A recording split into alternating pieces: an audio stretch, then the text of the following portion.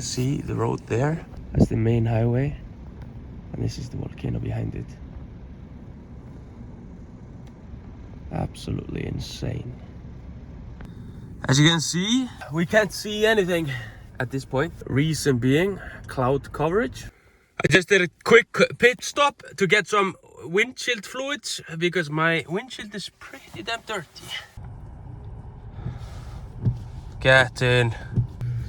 Now we're in Keflavík, where the main airport in Iceland is, and we can see the volcano from here. The mist is clearly going, but it is very large.